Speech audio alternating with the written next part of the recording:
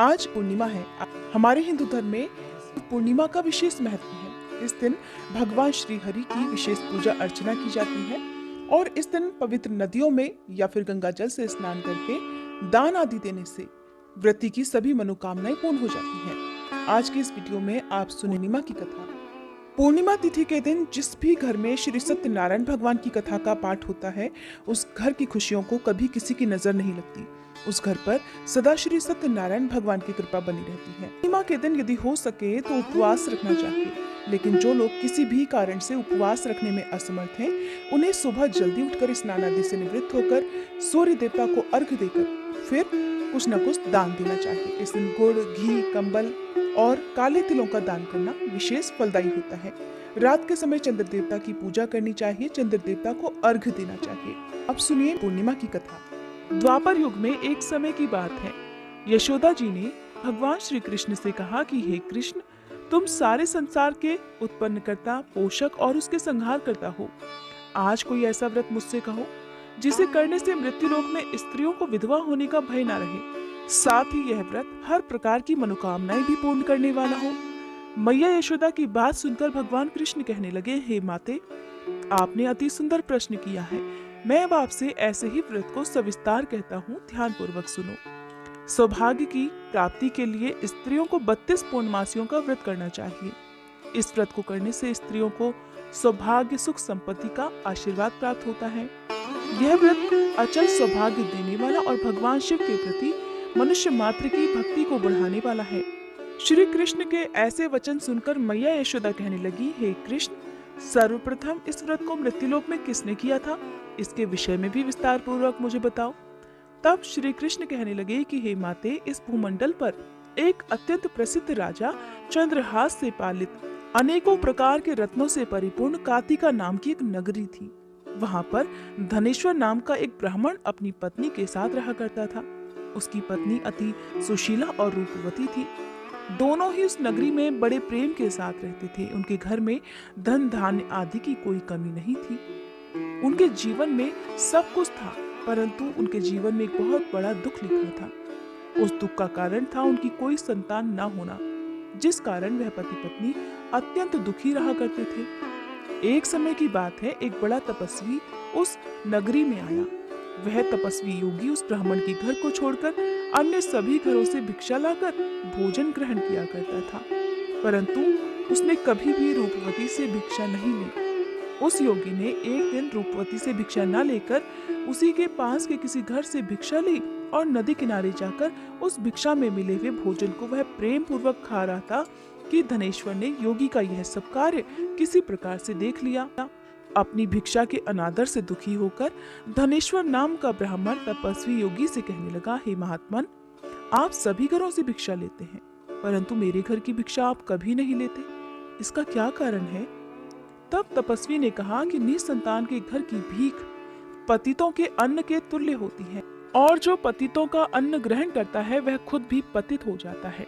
क्योंकि तुम निसंतान हो, अतः पतित हो जाने के भय से मैं तुम्हारे घर की भिक्षा नहीं ले सकता। धनेश्वर यह बात सुनकर अपने मन में बड़ा दुखी हुआ और हाथ जोड़कर तपस्वी के पैरों पर गिर पड़ा और बड़े दुखी मन से कहने लगा, हे महाराज, यदि ऐसा है तो आप मुझे पुत्र प्राप्ति का कोई उपाय बतलाइए। आप तो सर्वज्ञ हैं, मुझ पर अवश्य ही यह कृपा कीजिए। धन की, किसी प्रकार की सुख संपत्ति की मेरे घर में कोई कमी नहीं, परंतु मैं संतान न होने के कारण अत्यंत दुखी हूँ। आप कृपया मेरे इस दुख का निवारण कीजिए, आप तो सामर्थ्यवान हैं। ब्राह्मण की यह बात सुनकर वह तपस्वी योगी कहने लगे कि हे ब्राह्मण, तुम देवी चंडी की आराधना करो। घर जाकर तब उस ब्राह्मण ने अपनी स्त्री से सारा वृतांत कहा और स्वयं तपस्या करने के लिए वन में चला गया। वन में जाकर उसने देवी चंडी की उपासना और उपवास करना प्रारंभ कर दिया। देवी चंडी ने 16वें दिन उसकी तपस्या से प्रसन्न होकर स्वप्न में उसको दर्शन दिए और कहने लगी, हे धनेश्वर, जा, तेरे पुत्र होगा, परंतु वह 16 वर्ष की आयु में ही मृत्यु को प्राप्त हो जाएगा। यदि तुम दोनों पति पत्नी मिलकर 32 पूर्णमासियों का व्रत विधि पूर्वक करोगे, तब तुम्हारा पुत्र दीर्घायु हो जाएगा। जितनी तुम्हारी सामर्थ्य हो, आटे के उतने दिए बनाकर भगवान शिव का पूजन करना। पूर्णिमा के दिन प्रातःकाल इसी स्थान के पास तुम्हें आम का एक वृक्ष दिखाई देगा। उस पर चढ़कर तुम एक फल तोड़कर अपने घर चले जाना और अपनी पत्नी से सारा वृत्तांत कहना। ऋतु स्नान के पश्चात वह स्वच्छ होकर भगवान शिव का ध्यान करके उस फल को ग्रहण कर लेगी, तब उसे भगवान शिव की कृपा से गर्भ ठहर जाएगा। इस प्रकार जब वह ब्राह्मण प्रातःकाल उठा तब उसने उस स्थान के पास ही आम का एक वृक्ष देखा। स्वप्न में मिले आदेश के अनुसार उस ब्राह्मण ने आम के वृक्ष पर चढ़कर उस फल को तोड़ने का प्रयास किया, परंतु कई बार प्रयास करने के बाद भी वह उस वृक्ष पर चढ़ नहीं पाया। अब तो उस ब्राह्मण को बड़ी चिंता होने लगी। तब वह विघ्न विनाशक भगवान गणेश की वंदना करने लगा कि हे दयानिधे, अपने भक्तों के विघ्नों का नाश करके उनके मंगल कार्य को करने वाले, दुष्टों का नाश करने वाले, रिद्धि सिद्धि प्रदान करने वाले हे गणपति भगवान, आप मुझ पर कृपा करके इतना बल दीजिए कि मैं अपने मनोरथ को पूर्ण कर सकूं। इस प्रकार गणेश भगवान से प्रार्थना करने पर उनके आशीर्वाद से धनेश्वर वृक्ष पर चढ़ गया। तब उसने आम का एक सुंदर फल जो देखा था उसे तोड़ लिया। उसने विचार किया कि जो वरदान से फल मिला था वही यह फल है। उसके बाद उसे और कोई फल उस पेड़ पर दिखाई ही नहीं दिया। तब धनेश्वर उस फल को लेकर अपनी पत्नी के पास आ गया और उसे खाने के लिए दिया। उसकी पत्नी ने अपने पति के कहे अनुसार उस फल को खा लिया और वह भगवान के आशीर्वाद से गर्भवती हो गई। देवी चंडी की असीम कृपा से कुछ ही समय बाद उसे एक अत्यंत सुंदर पुत्र मिला। पति पत्नी दोनों ने मिलकर पुत्र के जन्म का खूब धूमधाम से उत्सव मनाया। वे दोनों अब बड़े खुश थे। माता पिता के हर्ष और शोक के साथ वह बालक शुक्ल पक्ष के चंद्रमा की भांति अब अपने पिता के घर में बढ़ने लगा। देवी चंडी की कृपा से वह बालक बहुत ही सुंदर, सुशील और विद्या में बहुत निपुण था। देवी की आज्ञा अनुसार उसकी माता ने 32 पूर्णमासी का व्रत रखना प्रारंभ कर दिया ताकि उसका पुत्र बड़ी आयु वाला हो जाए। जब 16वां वर्ष लगा तब देवीदास के माता पिता को बड़ी चिंता हुई कि कहीं उनके पुत्र की इस वर्ष मृत्यु न हो जाए। इसीलिए उन्होंने अपने मन में विचार किया कि यदि यह दुर्घटना उनके सामने हो गई तो वे कैसे सहन कर पाएंगे। तब उन दोनों ने मिलकर देवीदास के मामा को बुलाकर उसे पढ़ने के लिए काशी भेज दिया। सारा प्रबंध करके माता पिता ने काशी जाने के लिए देवीदास को एक घोड़े पर बिठाकर उसके मामा को उसके साथ भेजा। किंतु यह बात उसके मामा या किसी और से नहीं बताई कि देवीदास की उम्र कम है।